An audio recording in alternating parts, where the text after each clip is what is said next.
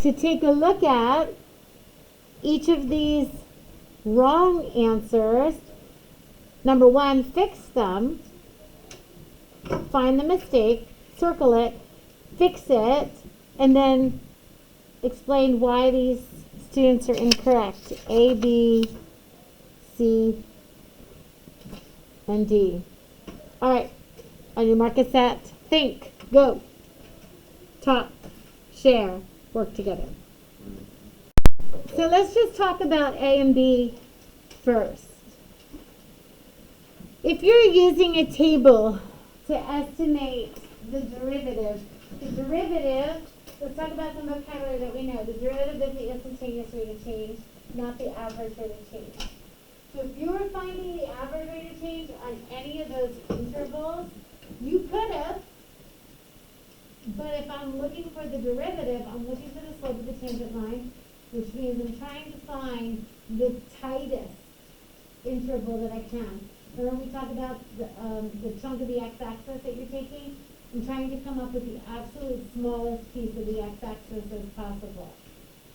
So that's going to be between an input of 4 and 4.1 because it's the derivative at an input value of 4.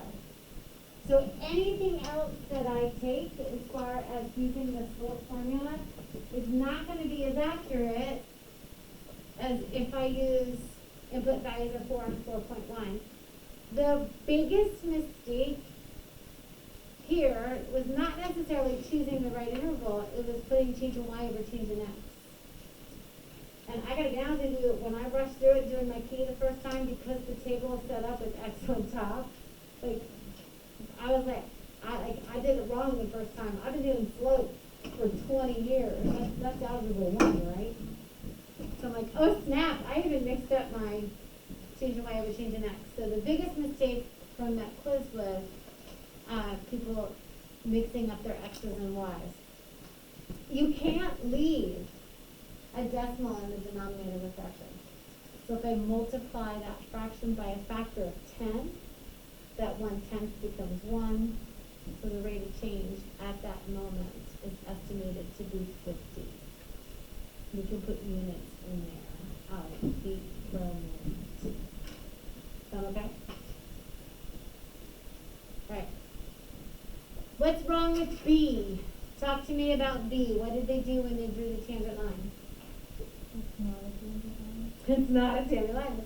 And like, you'd be like, well, it intersects it only once. They made it real short. We're like, if I make a tiny line, it's only going to intersect it once, right?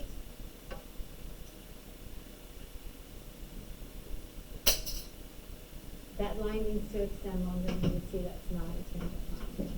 All right, and then what cracks me up is, I guess this is the same kid's answer. They estimated, how do they estimate the derivative to be 3 or negative 3? What mistake did they make?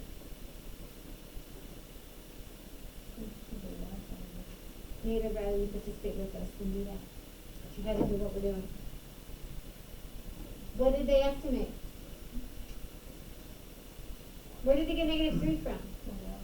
Yeah, that was the output value. So an input of negative 2 gives us an output of negative 3. I'll buy that, but that's not the derivative. That's the value of the function. So if we want to find the derivative, we need to know that that's slope of the tangent line. So when I passed back your quizzes, we kind of did it fast. I don't remember, I think I did it during Stinger. So if you had questions on those quizzes that you didn't get answered, Simon's going back and you pull those back out to look at it. Make sure that you ask whatever question so that you can see it. All right. Flip the paper over, have a conversation with your group, please, about C and D. And I want to hear you talking about C and D. I want to hear some calculus. Let's go. When we plug in our function and then our function h units away, remember we're finding the limit as that difference between the x's gets smaller and smaller. as that limit approaches 0.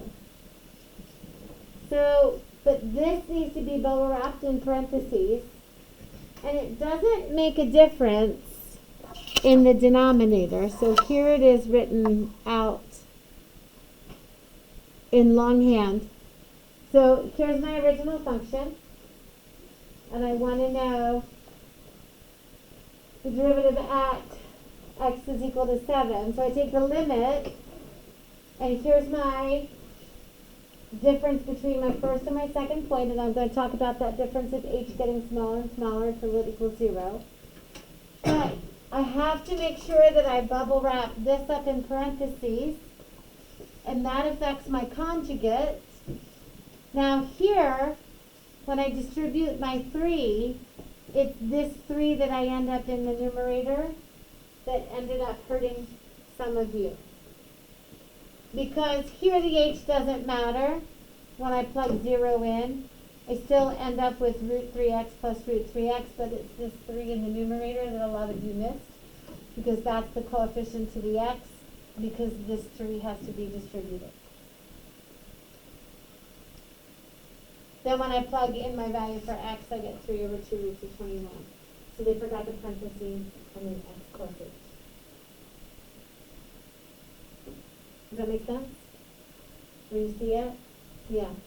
And, you know, Ms. Holloway and I kind of had a hard time with this because the version that had, I'll show you the two different versions. The B version that had the 3 under the radical, this version had the 7 outside. So they didn't have that same issue with distributing. So for this one question, B was definitely harder.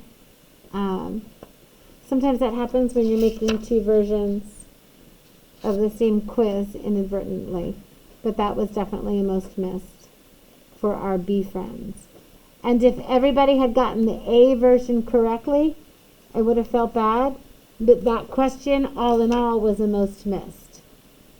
That question, as far as plugging in and using the conjugate and simplifying, overall, was a little bit bloody.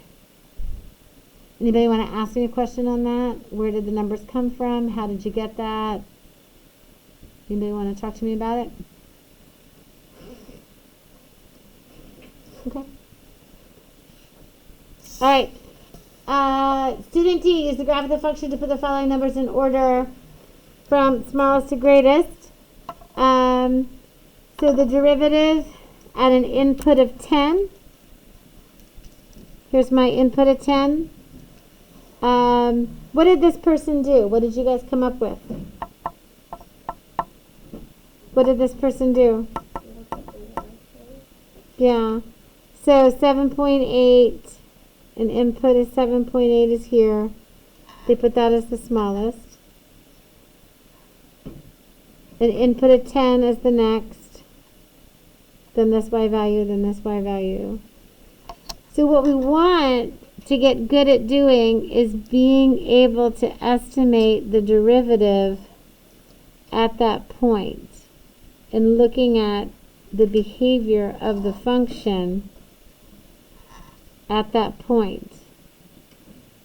So we've got a couple negatives. We've got one derivative equal to 0, and this derivative is a positive value. That slope of the tangent line. So this one here, our derivative of an input of 10, that's definitely going to be my largest because that's a positive. This derivative of 7.8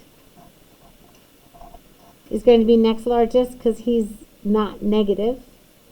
And then I got to really look at these 2 points and see which one is steeper. And I'm going to say that an input of 2 is steeper, which means it's more negative, which means the derivative is less than. And then this derivative at 0 is not as steep. It helps me when I'm thinking about these sometimes to think about a roller coaster. Just going down the hill at the beginning is not as steep as when you're actually in the fall. So these ones were a little bit tricky, but this derivative, when you draw it, definitely is not as steep as this derivative when you draw it. Does that make sense to you? So we really want to make sure we know the difference between the value of the function, which would be missing this prime symbol. If that prime symbol were not there, then you could talk about, then this person would have gotten it right. But they were talking about the derivative, which is the slope of the tangent line. Sound okay? All right, do me a favor, take out last time's homework. So we kind of have this epidemic of kids not doing homework. And it's not just you guys, it's across the board. We talked a little bit about this today in Stinger. And I don't know what, as a teacher, we can do about it that would get kids to understand. And the thing is, there's always a reason. I didn't do the homework because I had to work. I didn't do the homework because we had family in town over the weekend. I didn't do the homework because there's always a reason or an excuse on why we don't do what we need to get done. Those are all real reasons. That's why you didn't get it done. But as a student, you need to start making choices about where your priorities are, and what matters to you about getting things done. You can't learn math passively. You can't just sit there and be a really nice kid that behaves in class and pays attention in class without ever putting pencil to paper. So if you don't have any independent thought going into whether or not you can do this, you're singing along with the radio, and come test time, that's not going to go well for you. So somewhere in your very busy schedules, you need to find time to do math. That's it. That's what it comes down to. So we all have reasons why we do or do not do your homework, and your reasons are valid. They're very true. I didn't want to, we were busy, I was sick, or anything like that. There's always reasons. But none of them excuse you from doing the homework. And if you don't put independent, just you and your thoughts into solving these, you're not going to learn. So it's one of those daisy chains of logic. If you want to learn, then you have to put independent thought into it. If you know you need to put independent thought into it, then you have to create the time. And if you have a busy schedule, creating the time is definitely difficult. But that time management comes in many forms. So if I've asked you how many videos you've watched on your phone, whether it's TikTok or Friends or whatever, what's the current downloading binge watching thing that everyone's watching? For a while it was The Office, and it was How I Met Your Mother. There was Friends. Now Seinfeld has just come out on Netflix. Have you all jumped into Seinfeld yet? As a kid? It's funny because those are all shows from my youth, my late teens, early 20s, all those shows. Back before, we used to frantically program the VCR to make sure that we didn't miss Friends. Now the fact that you guys can just watch any episode just blows my mind. Because if we screwed up the VCR, it got to the point of where we would do rock, paper, scissors, okay, you do the programming. Because if I screw it up, I don't want to have it on my shoulder that we missed the show. Because then all of our friends would be talking about, did you see that thing? We screwed up the VCR. We had no way to go back. We had no internet when we were into watching Friends and Seinfeld. There was no internet. Does that freak you out? Because you've been born, The internet's been a thing ever since before you were born. My one son that turned 26, I remember telling my husband that we couldn't get a computer until he slept through the night. So I always equate our access of email when Joshua was born. He's 26 now. Yeah, so without any kind of practice, you don't know what you don't know. And I got nothing for you.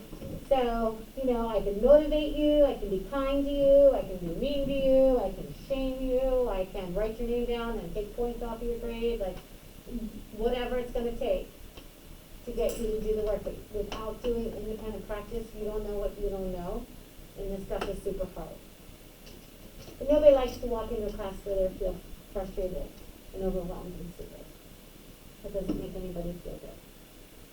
So you have to carve out, you have to make it a priority. I'm going to find time to do now. And if that math has to go back to the beginning of the year for you, get your butt into my room early in the morning and start doing math and asking questions.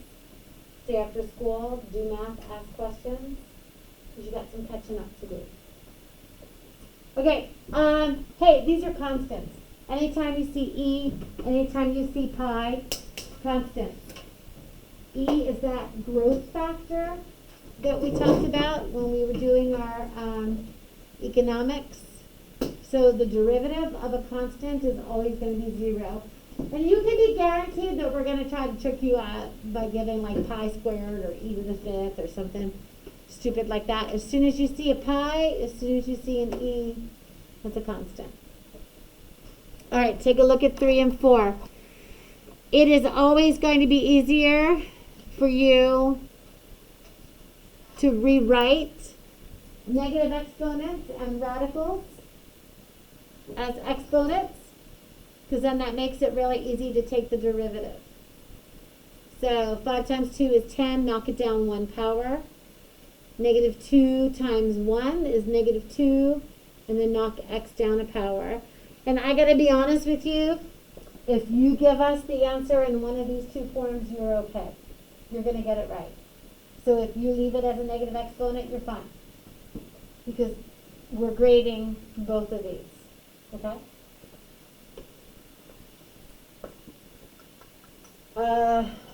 Again, 1/2 power. So 1/2 times negative 5, that's that negative 5 halves. And then you take down one whole level of x. So 1/2 power is to negative 1/2. And that's what moves that to the denominator. Am I missing a 2 on that? Yeah. Let's add a 2 there. We like that better, yes? Okay. So when we look at 5, I had a good time with this. You're like, you're insane. You're weird. But I get it. Because to me, I didn't want to do this as a product. The product rule is so much longer. The first times the derivative of the second, second times the derivative of the first. Like, I didn't want to do that. And by the way, it doesn't matter what order you do these. Commutative property of multiplication says multiply in any order. Commutative property of addition says add in any order. So as long as you do the first, do the derivative and the product, and then the derivative of the other one times that factor, you're going to get it right. Now, to me, simplifying first was such an easier thing. Did anybody see that and simplify first? Anybody with me on that? Or did you do the product rule? Which one? Talk to me. Yeah. So that's definitely more work. But if you can simplify, and check it out, I did it here too. I can simplify that. I FOILed it, first in or out or last. And then doing the power rule was quicker, faster, easier. In fact, I screwed this up, got a different answer here, and had to go back and figure out where I messed up when I did my product rule. So, if you can simplify first, that definitely helps for sure. Sound okay?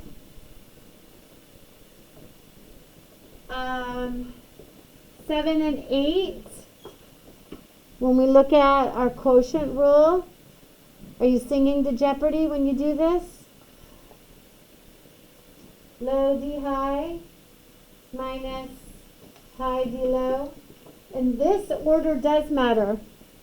Not in the multiplication, but in the subtraction. Because subtraction is not commutative. So you have to make sure that you do low D high first. Minus high D low. Square the bottom and away you go. Now I'm always looking for things to simplify because I think that's more fun. This will get you points because you showed me that you know how to do it. Now what's going to happen is when we start using these in application and solving, you are going to have to actually solve them, simplify them. So any practice you get is good. So for this one, low D high, and it helps if you see, if I remember to use the brackets, because if I use the brackets for the derivative, it makes it easier to see where'd she get that number from. Oh, it's in the square brackets. It must be a derivative. So low D high minus high D low, square the bottom, and away we go. Questions on this one? All right, would you please check in with your table group, and would you please tell them which one of these 8 you thought was the hardest? And your mark is set, go.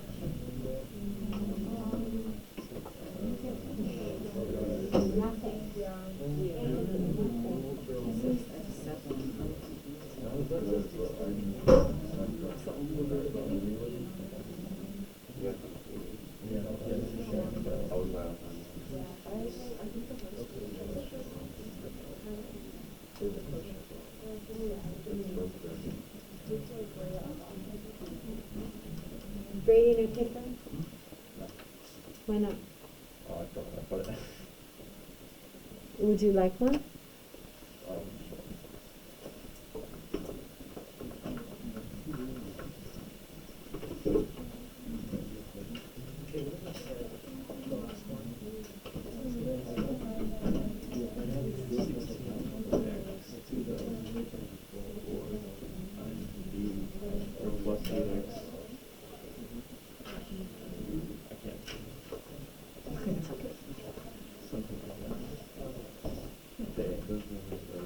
So I gotta tell you something. If my teacher asked me which one I thought was the hardest, it would have been this one because I would have gotten that one wrong. And I get so frustrated when I get the easy ones wrong. All right, here we go. Find the equation of the tangent line and the instantaneous rate of change at the value given. So the instantaneous rate of change is going to be the derivative. I take the derivative using the power rule, and then I substitute in. So I got 31 and 10. Any validators for that? Did you guys get that too? I think it's 23, because 8 should be 6. We powered it. So. Yeah. Hold on. What'd I do? The third power, you made 2 to the third power instead of multiplying the 3 times 2. So you got 8, it should be 6.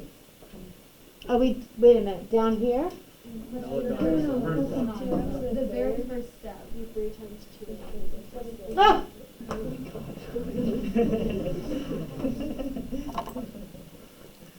Is that you, Adrian? Who found that? Catherine, go put Smarty up. So this is 6, which makes this 6, which makes this 24, which makes this 23. Are we good now, Catherine? Yes. Ugh. Okay. How'd I do on the next one? Did you get 10? Figures, I got the harder one right. Doesn't matter with me. All right, 11, negative 7. Yeah?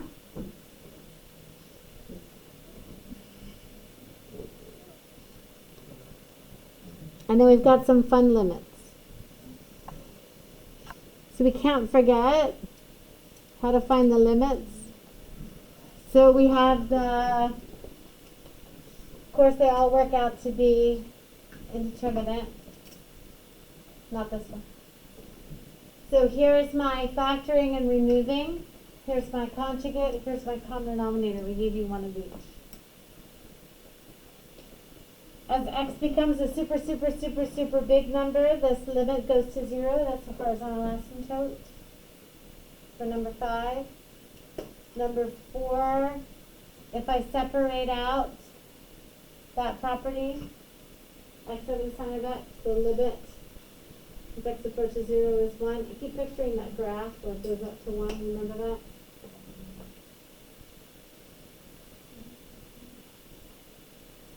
And then for number 6,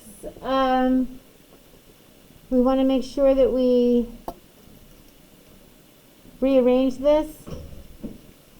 So the limit is the same as my horizontal asymptote, which is going to be negative 1/5.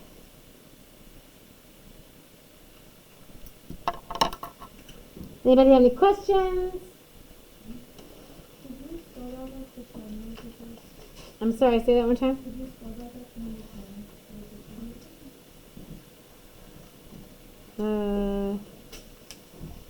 Like that?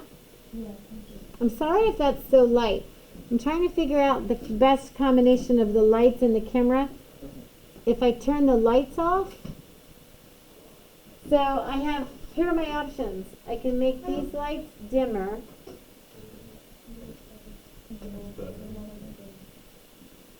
But then the camera's darker.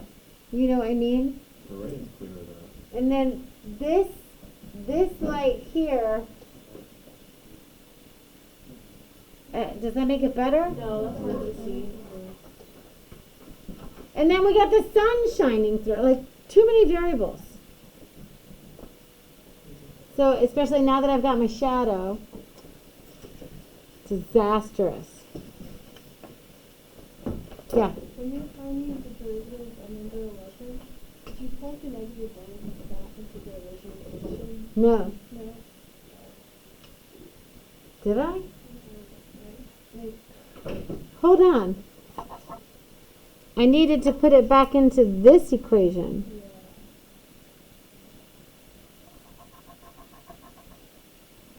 So, darn it. All right, you can go put Smarty up. All right, so it goes at negative 1, it goes back in. So that's 14 times negative 1 to the 6th minus 12 times negative 1 squared plus 16 times negative 1.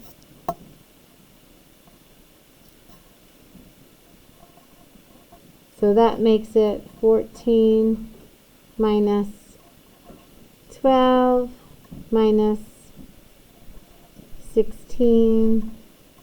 2 minus 16. Isabel, do you like negative 14 better? Yeah.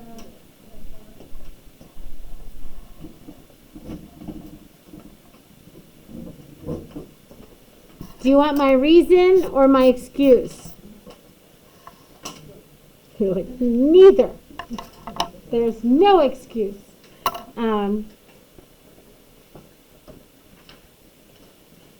So this key was made at 10:45 on a plane coming home from Chicago on Sunday night. My son and his, I guess she's a girlfriend, not a fiance yet, bought a place in Chicago, and my husband and I flew out there to help them paint. So we got on a plane at 6 o'clock in the morning one Saturday. And we got off the plane at midnight Sunday. It's more like 12:30. My head hit the pillow at 1:15. So I was working on my keys in the plane. Thank you. Did everybody get a note page? Yeah? Okay, this is our last note page of this unit.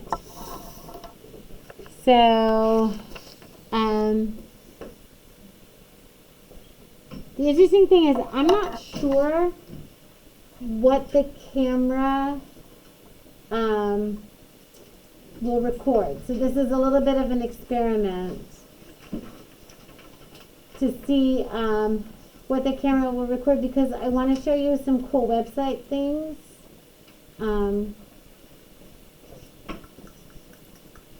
So I gotta find this website. Give me a couple clicks to get there.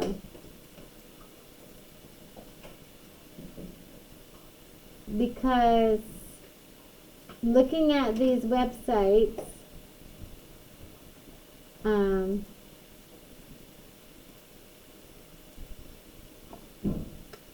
I'm curious, if I put this in front of us, do you think this screen is being recorded?